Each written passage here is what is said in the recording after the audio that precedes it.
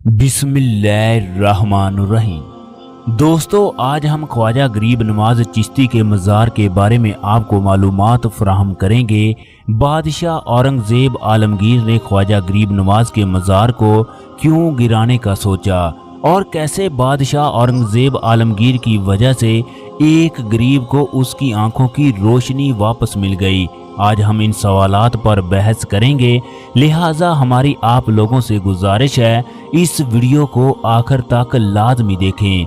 दोस्तों, एक दफ़ा बादशाह औरंगज़ेब ने ख्वाजा गरीब नवाज के मज़ार को तोड़ने का इरादा किया।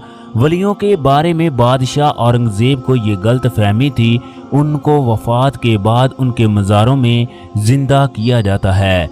बादशाह औरंगज़ेब अपनी इस गलत फहमी को दूर करने के लिए एक रोज़ ख्वाजा गरीब नवाज के मज़ार की ज़ियारत के लिए अजमेर शरीफ तशरीफ़ ले गए। अजमेर शरीफ पहुंचने के बाद अपने काजी से बादशाह औरंगज़ेब ने कहा, चलो मैं मान लेता हूँ कि ख्वाजा गरीब नवाज अल्लाह तबारक व तआला के बहुत बड़े वली हैं, लेकिन मैं इस बात को इसी वक्त तस्लीम करूँगा जब मैं मज़ार पर अपना सलाम पेश करूँ तो मुझे इसका जवाब मिलना चाहिए। अगर मुझे मेरे सलाम का जवाब ना मिला तो मैं इस मज़ार को गिरा दूंगा। इसके बाद जब औरंगज़ेब आलमगीर ख्वाजा साहब के मज़ार पर पहुंचे तो इन्होंने देखा कि एक अदना सा शख्स मज़ार के दरवाजे के करीब बैठा हुआ था। वो शख्स इंतहाई इंतज़ार की हालत में बैठा था। तो बादशाह औरंगज़ेब ने उस शख्स से पूछा, ऐ शख्स, तुम यहाँ क्यों बैठे हो? क्या वजह है कि तुम इतने परेशान हो? तो उस शख्स ने बादशाह को बताया, मैं अपनी दोनों आंखों से नाबीना हूँ, किसी वजह से मेरी दोनों आंखों की रोशनी ख़त्म हो गई।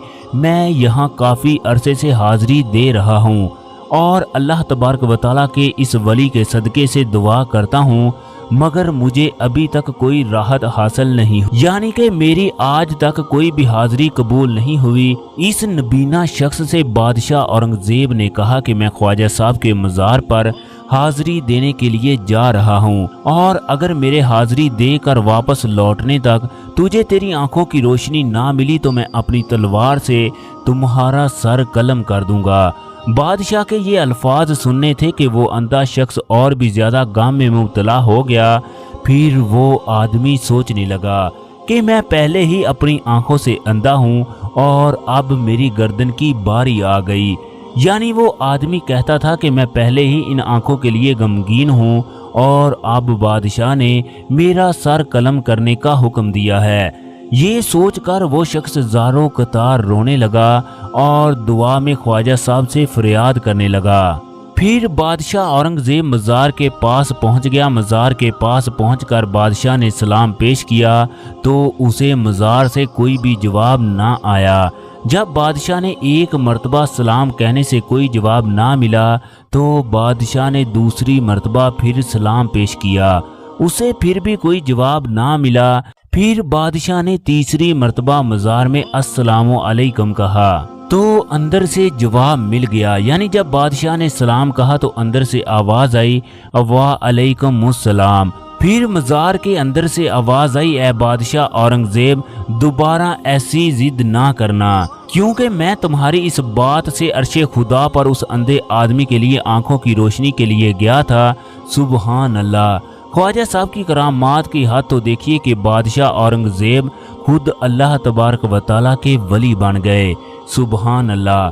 दोस्तों, ये होती है शान अल्लाह तबारक व तआला के वलियों की। ये वाक़या होना ही था कि बादशाह औरंगज़ेब अल्लाह रब्बुल इज़्ज़त के वली बन गए। फिर इन्होंने एक किताब लिखी जिसका नाम इन्होंने फतावा आलमगीर रखा। ये ऐसी किताब है जो इस्लाम के मुताबिक फतवे देती है। ये किताब इस्लाम के कवानीन को नज़र में रख कर बनाई गई है। बड़े बड़े मसाइल भी इस किताब से हल होते हैं। हज़रत ख्वाजा मोइनुद्दीन की वलादत ईरान के शहर खरासा के इलाके में हुई। उस वक़्त 530 हिजरी का दौर था। आपके वालिद का नाम ख्वाजा सईद गियासुद्दीन है जो हुसैनी लड़ी से है और आपकी वालदा का नाम बीबी उम्मे अलवरा बिनते हज़रत दाऊद है।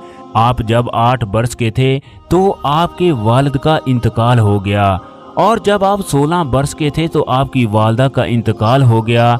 حضرت خواجہ معینالدین چشتی ایک مرتبہ اپنے انگوروں کے باغ میں کام کر رہے تھے، تب ایک درویش جس کا نام حضرت ابراہیم قندوزی تھا وہاں آئے آپ کے قریب بیٹھ گئے۔ آپ نے اپنے باغ میں سے ایک لذیذ انگوروں کا گچھا توڑا، انہیں پیش کیا، انہوں نے اسے کھایا۔ پھر اس درویش نے اس مہمان نوازی کی خدمت پر خوش ہو کر اپنے تھیلے میں سے کسی چیز کا ٹکڑا نکالا اور چبایا، پھر اس کو چبا کر آپ کو تھما دیا اور انہیں کہا کہ آپ اس ٹکڑے کو کھائیے۔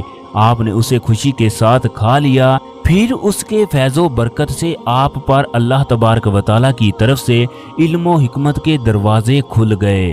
پھر آپ نے اپنا تمام مال و دولت بیچ دیا، پھر اس سے حاصل ہونے والی رقم کو آپ نے محتاجوں اور غریبوں میں خیرات کر دی۔ پھر آپ علم و دین سے آگاہ ہونے کے لیے نکھارا اور سمرقند کی طرف روانہ ہو گئے۔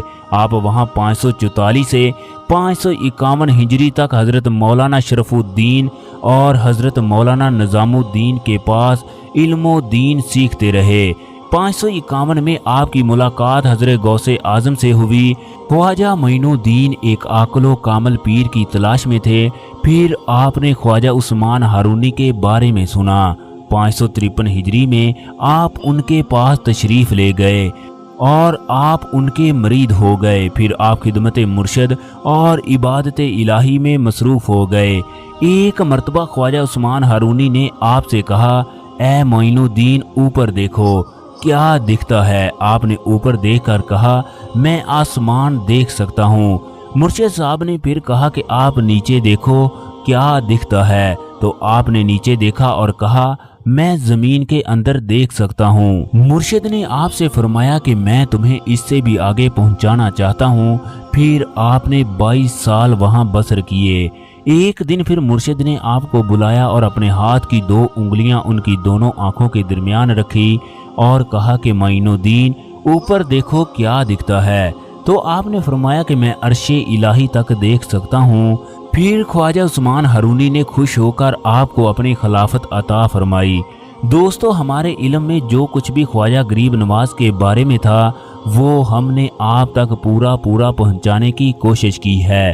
ہم اللہ تبارک و تعالیٰ سے دعا کرتے ہیں اللہ تبارک و تعالیٰ نبی اکرم صلی اللہ علیہ وسلم کے صدقے اور اپنے ولیوں کے صدقے ہماری تمام مرادیں پوری فرمائے، ہمیں دونوں جہانوں میں عزت اور رتبہ عطا فرمائے۔